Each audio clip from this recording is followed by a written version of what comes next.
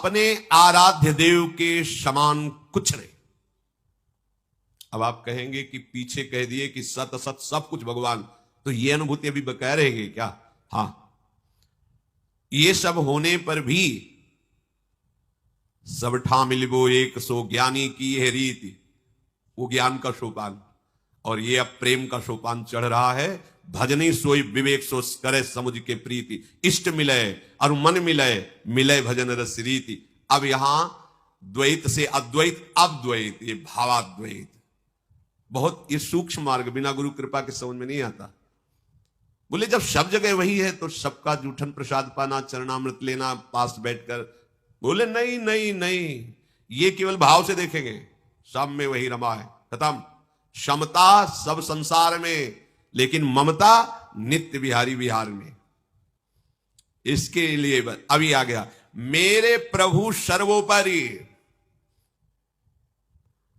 जब प्रभु ही सब रूपों में है तो फिर ये बात आगे बढ़ो तो तुम्हें खुद अनुभव में आ जाएगी। पहले काफी समय तक इसी बात में अंदर प्रश्न खड़ा हो जाता, क्योंकि सर्वात्म भाव की सिद्धि की उपासना थी। सदगुरुदेव भगवान से पहला प्रश्न यही हुआ था कि महाराज जी, हम जिस मार्ग में चल रहे हैं तो उसमें सर्वम खलमिदम ब्रह्म ने नानास्ति किंचन, यही सिद्धि है, यही अनुभूति है। तो इस राधावल्लभी संप्रदाय में इस वेदांत के सूत्र की वृत्ति को कैसे हम उतारें, क्योंकि कोई असत वृत्ति तो है नहीं और इसकी आराधना की है, इस वृत्ति सत वृत्ति को धारण किया है। अब वो कैसे उतरे इसमें? तो महाराज जी ने सीधे श्लोक बोला, एक क्रूरापि पापिनो न सताम संभाष्य दृश्यास्ते सर्वान वस्तुतया निरीक्ष। जो तुम सर्वम खलमिदम ब्रह्म सर्वान वस्तुतया निरीक्ष परम स्वाराध्य बुद्धिर्मम, मेरे राधा वल्लभ लाल ही सब रूपों में है। ठीक, तो अब जूठन प्रसाद पाने के लिए क्यों? ऐसा नहीं, जब सब रूपों में। ये कौन बोल रहा है? महाप्रभु बोल रहे ना। महाप्रभु बोल रहे रसना कटो जो अनरटो। तो आप ये नहीं कह सकते कि क्या ज्ञान नहीं, क्या वो तो ज्ञान को उपदेश ही कर रहे हैं। सर्वान वस्तुतया, जो क्रूर है, दुष्ट है, पापी, उनमें भी राधा वल्लभ लाल ही विराजमान है, ऐसी मेरी दृढ़ मति है।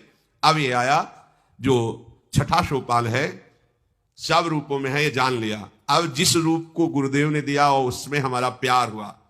अब अगर महारानी जो बगल में विराजमान नहीं हो, आप हमें उपदेश करो कि भाई जहां शक्तिमान विराजमान है वहां शक्ति है, वो अमुक रूप में, तो अमुक रूप में वही विराजमान। तो ये हमारे ज्ञान पहले हो चुका था, इसे तुम्हें समझाने की जरूरत नहीं। अब क्या समझना है? चंद्रिका धारण किए हुए मनोमृणाल भूषण भूषित भुज श्याम अंश पर डारी, वहीं जूठन पाएंगे? नहीं पाएंगे। न नर्क स्वर्ग अपवर्ग आस नहीं त्रास है, हमें किसी का भय नहीं है। जैसी हरिवंश डरो काके डर, होना हिम्मत कांची, मोहनलाल के रंग रांची। ये अब आ गई, ये आ गई शरणागत की वो सोपान स्थिति जिसको बड़े बड़े महापुरुष नमस्कार करते हैं। अपने इष्ट को सर्वोपरि भाव से चातक की तरह, जैसे गोस्वामी जी कहते हैं, बने तो रघुबर ते बने, बिगड़े तो भरपूर, तुलसी और अंते बने, ताबल पे धूर। ये छठा सोपान है। ये स्थिति हर उस उपासक की आ जाएगी जो क्रम से चल रहा है। शरणागत की हृदय की स्थिति, और जो अनन्य भयो ताकि भाग कहा कहियो, श्री ध्रुवदास जी कहते हैं, जो अनन्य हुआ उसके भाग्य का क्या वर्णन करना। प्रतिक्षण अपने स्वामी की रुचि के अनुकूल चलता है। प्रत्येक श्वास स्वामी की स्मृति में, स्वामी जिसमें प्रसन्न है उसमें हर समय वो प्रसन्न रहता है। अपनी कोई कहीं भी किसी तरह की रुचि नहीं रह गई। जगत के सुख दुख लाभ हानि चिंता विपत्ति अनुकूलता प्रतिकूलता सब उसके लिए दूर हो जाती है। मेरे स्वामी प्रसन्न है मुझे प्रतिकूल स्थिति देके, तो जय श्री राधे, उसमें मंगल है। वो कहीं उसके हृदय में अमंगल भावना से भय नहीं आ सकता। सातवीं, उसकी बुद्धि में कहीं किंचन मात्र कोई ममता नहीं रह जाती अपने आराध्य के सिवा। बस श्री लाडली लाल सारी ममता समिट करके एकत्रित हो गई। मेरे प्रभु सर्वोपरि।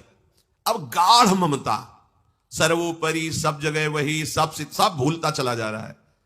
जैसे दोहा में कहा, ब्रह्म नहीं माया नहीं, नहीं जीव नहीं काल, अपनी हूं सुधि ना रही, एक रहो नंदलाल। अपनी हूं सुधि ना रही, ना काहो सो बोलिबो, ना कोई व्यवहार, बस अपनी कुंवर किशोरी को जियत निहार लिहार। ये आ गई सातवीं शरणागति की स्थिति। अगाध ममता अपने आराध्य दे। देखो रसिक महापुरुषों को, अगर भावना हो तो आप समझ ही नहीं पाओगे। श्री जी की नाम सेवा विराजमान, जब ब्रजमंडल में भ्रमण, किसी भी लता को हरित लता, श्री जी को दिखा रहे, अचले से झाड़ करके श्री जी को विराजमान कर, अचले से पंखा कर रहे, 4 पुष्प तोड़ गिलास। तो हर समय आसक्त चित्त लाडली में, अगाध ममता, एकमात्र अपने आराध्य देव में गाढ़ ममता हो जाना। ये मायाधीश्वर हैं, नटराज हैं, जगन नियंता, ये सब बातें भूल गए। देखो ना अपने ठाकुर को गोद में लिए हुए, अगर कोई भय का अवसर आया तो भागते नजर आए सिद्ध महापुरुष। मेरे भगवान थोड़ी है कि सब कुछ कर लेंगे, मेरे लाडली लाल हैं, कोई इनको देख भी ना पावे, कोई इनको छू भी ना पावे, छाती से। ये अगाध ममता, ये ज्ञान में भी नहीं है, ये सब पीछे की बातें। ये इसीलिए कहते हैं शरणागति साधन और शरणागति परम सिद्धावस्था। अपनी पात्रता को, अपने भाव को, अपनापन पूरा का पूरा श्री जी के चरणों में समर्पित कर दिया। मैं कौन हूं, कहां हूं, कैसा, कोई मतलब, मेरी लाडली। सोते जागते उठते बैठते केवल लाडली की सुख के विषय में सोचना। अब ऐसे नहीं आ जाएगा कि आप अभी सोचो मैं सुख के, ये 7वीं भूमिका की बात बताई गई है। आप पहली भूमिका पर चलने की कोशिश करें तो क्रम बाई क्रम आ जाएगा। हे प्रभु, यदि हमारे हृदय में कभी कोई कामना हो तो मुझे रौंद देना, मेरी कामना की पूर्ति मत करना। जिसकी अगाध ममता प्रभु के चरणों में होती है उससे कामना ही नहीं होती, केवल उन्हीं के सुख के लिए होती है। अगर हो जाए तो मेरी कभी कामना की पूर्ति मत करना। उसकी लौकिक कामना रह जाती है क्या? नहीं, भागवतिक सुख का भी वो त्याग अपने ममता युक्त चित्त से आराध्य देव के लिए कर देता है।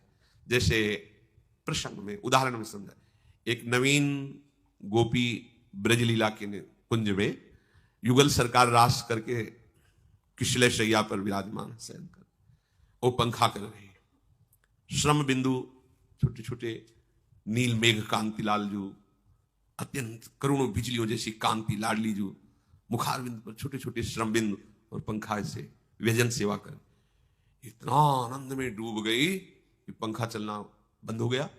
जड़ता संचारी भाव, समाधिस्थ।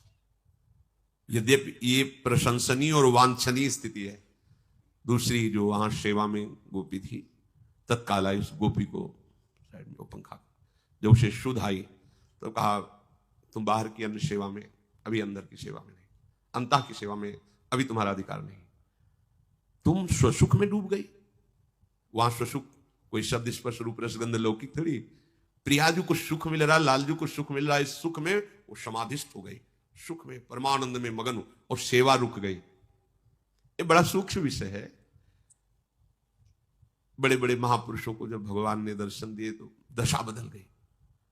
भगवान जब दर्शन लाडली जो करते हैं तो दशा बदल जाती है। और सखियां दर्शन क्या, दोनों को स्नान कराती है, श्रृंगार कराती है, सावधान होकर के। ऐसा नहीं कि मूर्छित हो गई, जड़ता संचारी भाव आ गया, ऐसा। अगाध ममता अपने आराध्य देव में, कहीं किंचन मात्र कोई भागवतिक सुख में भी आसक्ति नहीं, उनको सुख प्रदान करने में।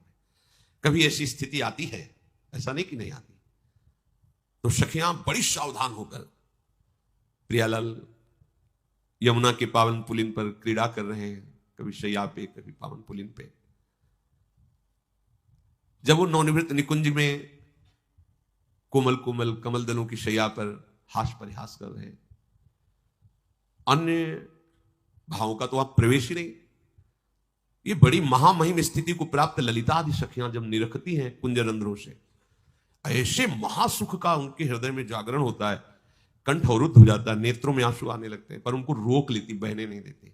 जैसे हरिवंश रसिक ललितादिक लता भवन रंध्रन अवलोकत अनुपम सुख भर भरित विवस्व आनंदवारी कंठ दृग रोकत, वहीं रोक लिया। ऐसी महामहिम सामर्थ्य केवल इन महापुरुषों में है, जो ललिता विशाखा आदि सहचरियां हैं। दूसरा कोई सी युगल सरकार जिस प्रेम में विभल है, वहां सावधान होकर युगल सरकार को दुलार करती। अगाध ममता, प्यारे जू के चरणों में। शेष जो कुछ लक्षण है आगे बढ़ना। श्री राधा वल्लभ लाल।